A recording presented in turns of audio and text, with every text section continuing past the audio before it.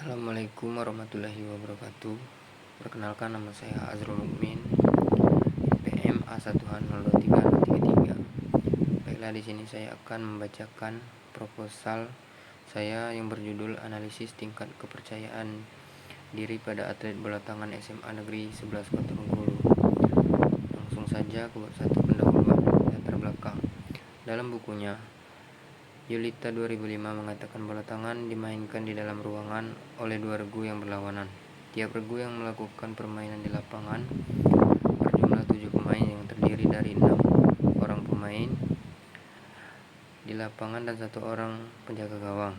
Bola tangan atau handball merupakan salah satu cabang olahraga yang mempunyai penjelasan sebagai olahraga permainan bergu, di mana bola sebagai alatnya dan dimainkan dengan satu atau kedua tangan.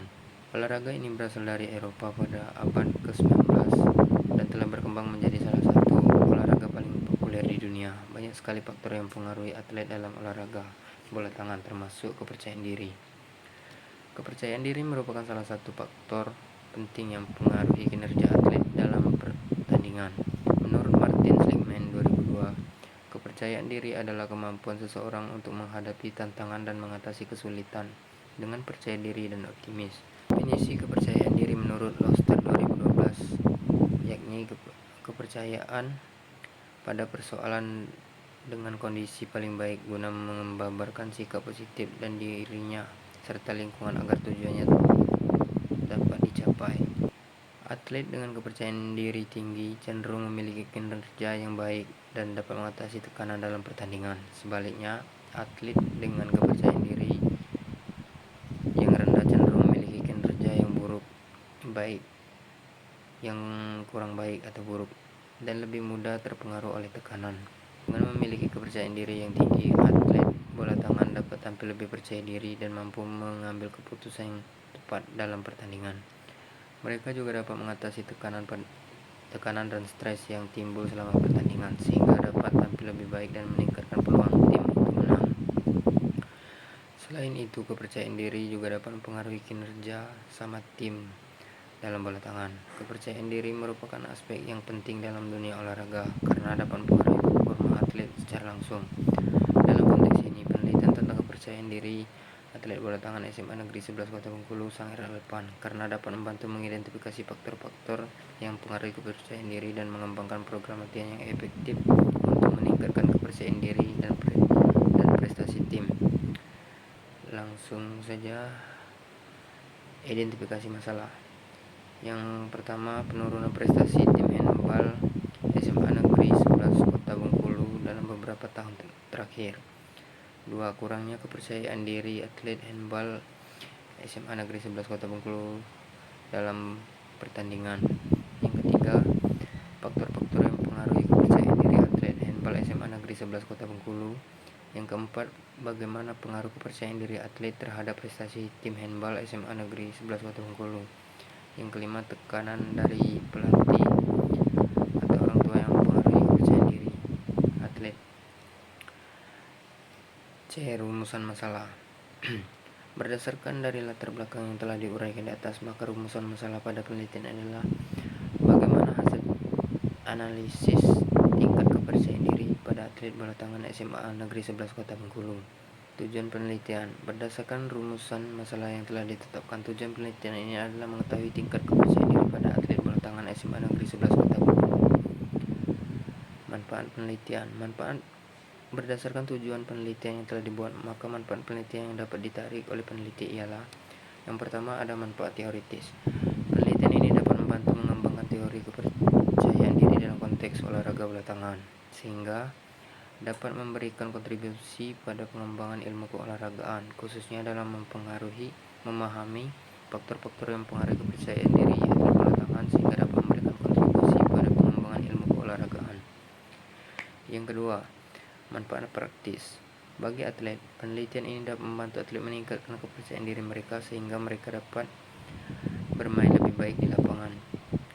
Bagi pelatih, penelitian ini dapat membantu pelatih mengembangkan strategi pelatihan yang lebih efektif untuk meningkatkan kepercayaan diri atlet mereka. Kedua, kajian pustaka. Kajian teori. Yang pertama ada hakikat. Kepercayaan diri dalam konteks olahraga didefinisikan sebagai keyakinan atlet terhadap kemampuan dirinya untuk menampilkan keterampilan fisik dan mental yang diperlukan agar berhasil dalam situasi kompetitif. Piali 1986. Kepercayaan diri bukan sifat bawaan yang statis, melainkan kondisi psikologis yang dinamis dan dapat dilatih. Weinberg dan Gold menjelaskan bahwa atlet dengan kepercayaan tinggi cenderung menetapkan tujuan menantang, mengeluarkan usaha maksimal, lebih tekun saat gagal, mampu mengelola kecemasan dengan baik. Weinberg dan Gold 2019. Dalam konteks olahraga bergu seperti bola tangan, kepercayaan diri penting karena atlet dituntut mengambil keputusan cepat, melakukan kontak fisik, dan bertanggung jawab atas peran spesifik di lapangan. Penelitian terbaru menegaskan bahwa kepercayaan diri terfokus pada apa yang dilakukan dengan kemampuan yang dimiliki atlet saat ini, bukan pada hasil akhir. 2. Faktor-faktor yang mempengaruhi kepercayaan diri. Yang pertama, faktor internal. Faktor internal itu ada pengalaman bertanding dan latihan. Yang kedua, persepsi terhadap kemampuan teknik dan fisik. Yang ketiga, keterampilan mengelola kecemasan dan stres. Yang keempat, atribusi keberhasilan atau kegagalan. Faktor eksternal. Yang pertama, gaya kepelatihan. Pelatih yang demokratis dan task oriented meningkatkan kepercayaan diri menurut Megiu dan Valeren 2003. Dukungan sosial dari teman dan orang tua. Yang ketiga, ada tuntutan lingkungan dan ekspektasi hasil. Yang ketiga, ada iklim tim yang suportif versus tim yang penuh kritik. Penelitian yang relevan. Berikut adalah penelitian yang relevan terhadap penelitian yang dilakukan oleh peneliti. Yang pertama, Prasetya 2021 menemukan 62% atlet bola voli SMA di Yogyakarta berada pada kategori kepercayaan diri sedang, dengan faktor pengalaman bertanding paling dominan mempengaruhi R sama dengan 0,64. Yang kedua, Ramadhani 2022 menunjukkan ada hubungan positif signifikan antara dukungan pelatih dengan kepercayaan diri atlet futsal SMA. R sama dengan 0,61, P kurang dari 0,01.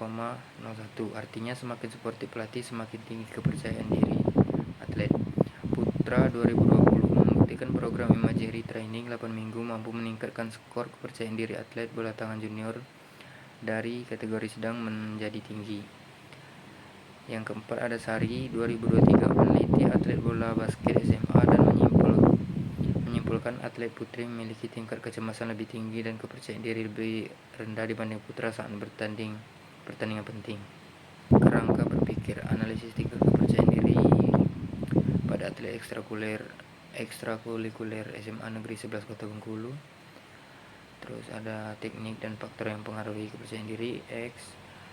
Ada faktor internal, faktor eksternal, dan faktor psikologis kepercayaan diri siswa Y. Pertanyaan penelitian. Berdasarkan uraian kajian teori dan kerangka berpikir di atas, maka muncul beberapa pertanyaan penelitian sebagai berikut. Bagaimana gambaran tingkat kepercayaan diri atlet bola tangan SMA Negeri 11 Kota Bengkulu ditinjau dari aspek keyakinan terhadap kemampuan teknik, keyakinan menghadapi tekanan, dan keyakinan mengambil keputusan di lapangan. Yang kedua, apakah terdapat perbedaan tingkat kepercayaan diri antara atlet berdasarkan lama bergabung di tim atau posisi bermain.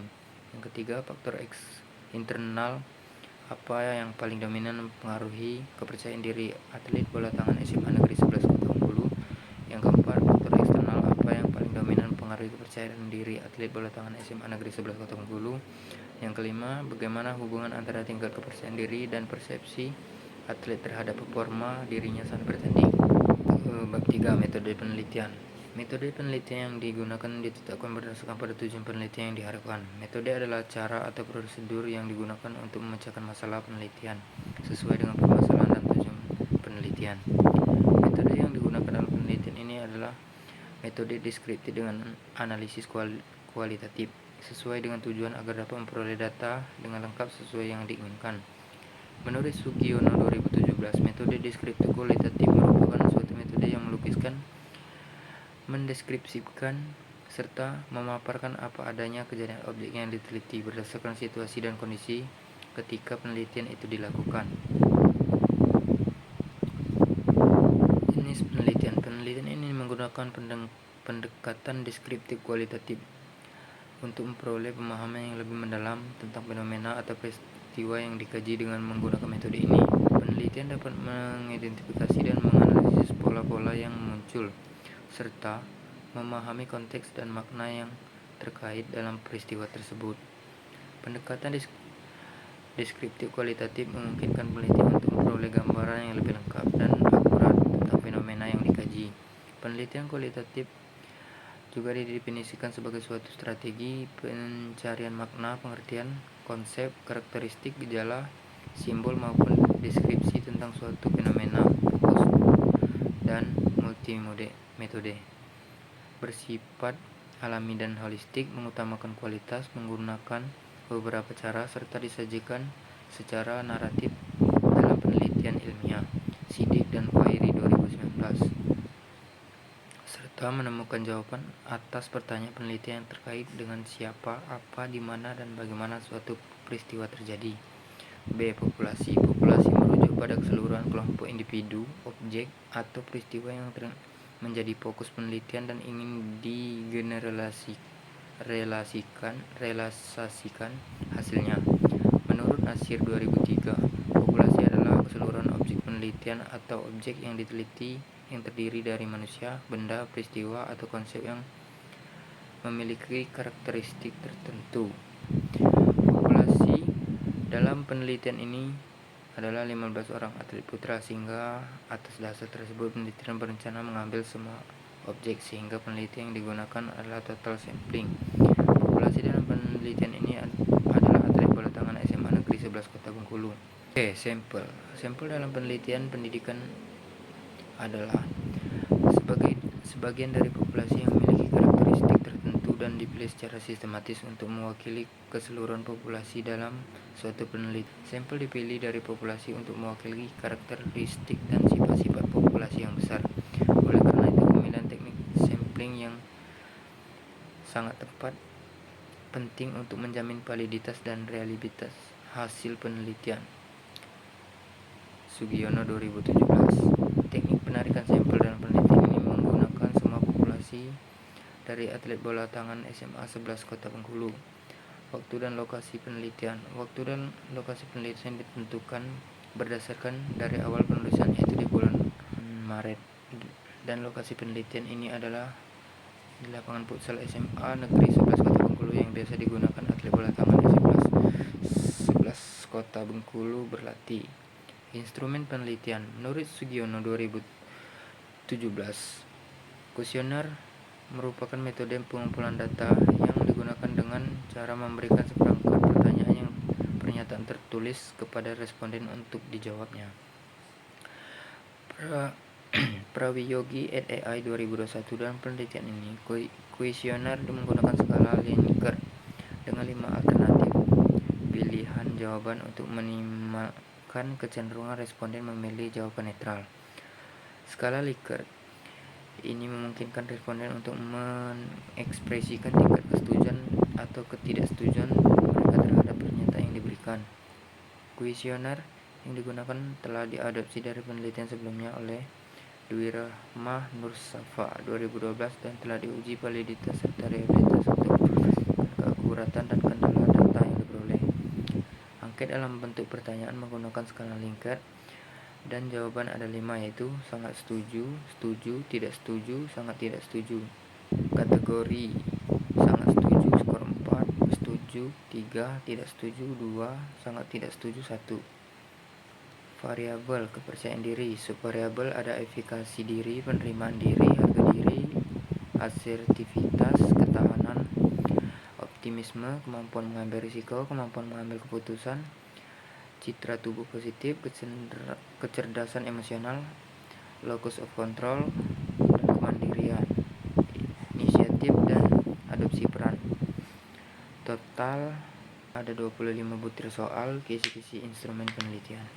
Teknik pengumpulan Kategori norma penilaian. Kategori sangat baik itu ada di 76% sampai 100, baik 51% sampai 75%, kurang 26% sampai 50%, sangat kurang 0 sampai 25%. Teknik pengumpulan data. Dalam penelitian ini, angket digunakan sebagai teknik pengumpulan data untuk mengukur tingkat kepercayaan diri pada atlet bola tangan SMA Negeri 11 Kota Bengkulu.